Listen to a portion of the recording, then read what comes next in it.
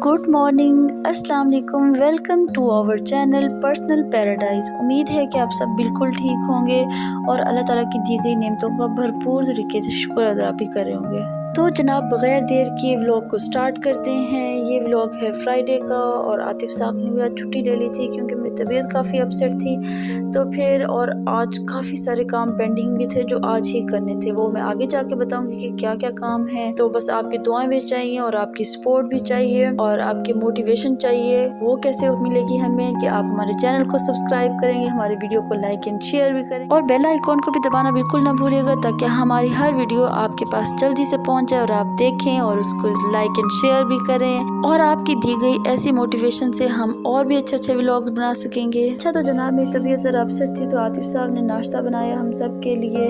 वैसे तो हस्बैंड अगर सिर्फ यही एहसास कर लें या कह दें कि बस खाना हम बना लेंगे, आज रेस्ट कर लो या बहुत काम कर लिया या कुछ भी, ये सुन के ही तबीयत ठीक हो जाती है। मैं ये बात हमेशा कहती हूँ, सिर्फ लड़की की नहीं लड़कों की भी नसीब की दुआ करनी चाहिए। और इसी तरह आप एक और बात भी कहना ज़रूर चाहूँगी अपने व्लॉग के थ्रू कि बेटियों की तो तरबियत करते ही हैं, बेटियों को काम सिखाते ही हैं, बेटों को भी काम सिखाएं, बेटों की भी तरबियत पे गौर करें। अगर हम अपने बेटों की तरबियत अच्छी करेंगे तभी तो कोई बेटी महफूज हाथों में रहेगी। फिर चंद दिनों पहले ही कोलकाता इंडिया में लेडी डॉक्टर के साथ बहुत ही बुरा भयानक रेप और मर्डर केस हुआ है। ऐसा बिल्कुल भी नहीं होना चाहिए था। हमें एक औरत के लिए, एक इंसान के लिए आवाज उठानी चाहिए। उस लेडी डॉक्टर और उसके पेरेंट्स की इतनी ज्यादा स्ट्रगल रेप और मर्डर केस के लिए तो नहीं थी ना। अल्लाह हमारे फ़लस्तीन को भी जल्द से जल्द आज़ाद करे। वहाँ के बच्चे, बुजुर्ग, बहन, भाई, हमारे औरतें सब अल्लाह की अमान में रहें, आमीन। मेरी शायद तबीयत भी इसलिए ज़्यादा अपसेट थी क्योंकि मैं पिछली रात यही सारी न्यूज़ सुनती रही और यही सोचती रह गई कि एक डॉक्टर अपने हॉस्पिटल में भी महफूज नहीं है। और उसके बाद ये सोच के परेशान हुई कि अपने बच्चों की, अपने बेटों की कैसे तरबियत करनी है, कैसे उनको शऊर दिलाना है, कैसे एक औरत की इज्जत करनी सिखानी है। औलाद को औरत की इज्जत के बारे में सिखाना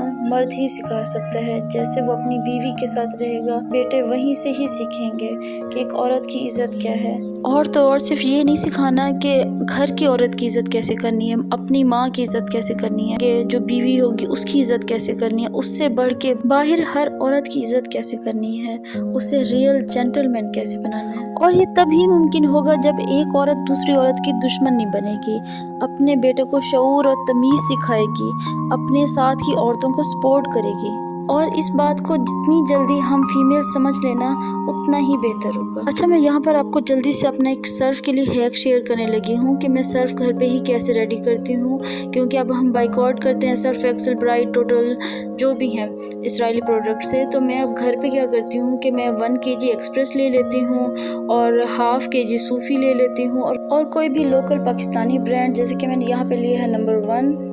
आप इसकी जगह ½ kg बोनस और ½ kg सनलाइट भी ले सकते हैं। ये पूरा 1 kg सनलाइट या 1 kg बोनस भी यूज़ कर सकते हैं, लेकिन आप एक्सप्रेस और सूफी ज़रूर ऐड करें सबके साथ ही। फिर हम इन सबको किसी बड़े से डब्बे में मिक्स करके अच्छी तरह से रख देंगे। और ये इतना ज़बरदस्त और इतना तेज़ है, इसमें कपड़ों का रंग भी ख़राब नहीं होगा, आपके कपड़ों के स्टेन्स को अच्छी तरह से रिमूव भी कर देगा। और इसमें बजट बहुत कंट्रोल में रहता है, मतलब कि ये 2 महीने चल जाते हैं। जैसे कि हम 4 फैमिली मेम्बर्स हैं, मेरे हस्बैंड और मैं और 2 बच्चे काफ़ी ज़्यादा कपड़े मैले करते हैं, मतलब कि दिन में 2-3 बार भी चेंज कर लेते हैं, तो काफ़ी ज़्यादा कपड़े हो जाते हैं। तो इतना सर्फ 1 से 1.5 मंथ आसानी से निकाल जाता है। तो जैसा कि मैं व्लॉग के स्टार्ट में बता चुकी हूँ कि आज है फ्राइडे, तो आतिफ साहब ने जल्दी से चेंज किए और जुम्मे की नमाज के लिए चले गए। और मैं सुबह पानी लगाना भूल गई थी पौधों को, तो मैंने इस टाइम पौधों को पानी लगाया क्योंकि मौसम अच्छा था, धूप तेज़ नहीं थी, तो मैंने इस टाइम ही पौधों को पानी लगा दिया। वरना धूप तेज़ हो तो पौधों को पानी नहीं लगाना चाहिए। सुबह 8 बजे तक या 9 बजे तक मैक्सिमम पौधों को पानी लगा देना चाहिए और शाम में लगाना भी है तो 5 बजे तक मैक्सिमम। अब देखिए मैंने आपको कितनी मज़े की टिप बताई प्लांट्स के लिए, तो इसके लिए एक लाइक तो बनता है मेरी वीडियो के लिए, तो फिर लाइक करना बिल्कुल ना भूलिएगा वीडियो को।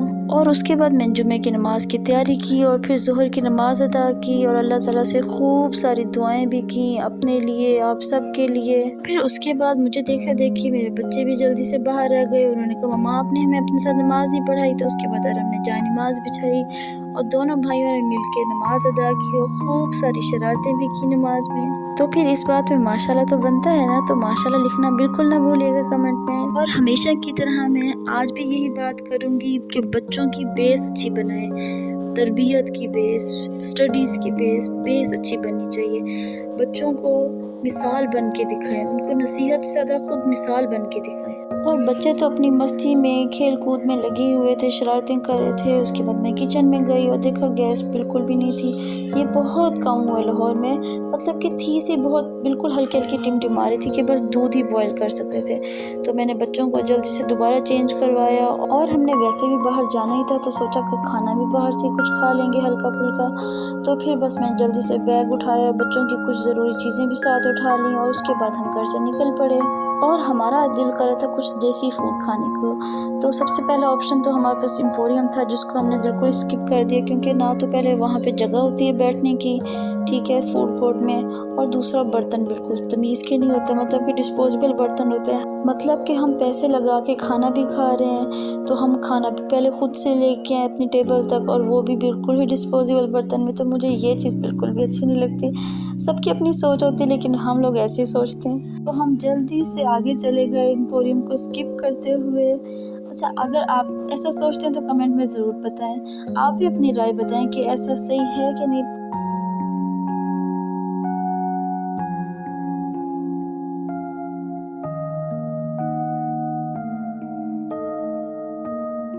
अच्छा, तो मैं अब आपको रीज़न बताती चलूँ कि आज आतिफ़ साहब ने ऑफ़िस से ऑफ़ क्यों लिया है। बात ये है कि हम रहते हैं रेंट के घर में, तो अब हमें यहाँ से शिफ्ट होना है।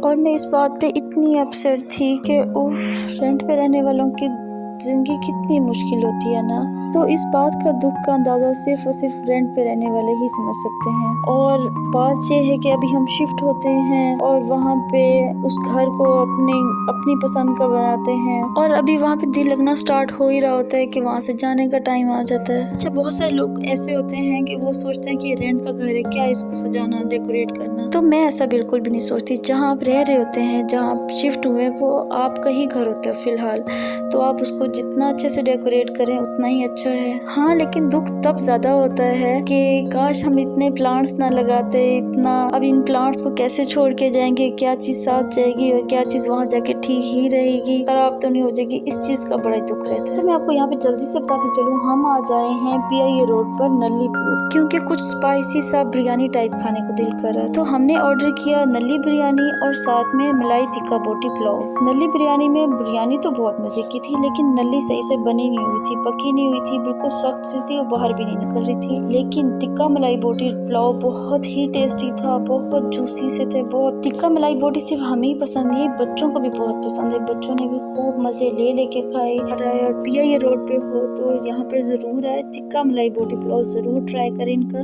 बहुत टेस्टी और यम्मी है।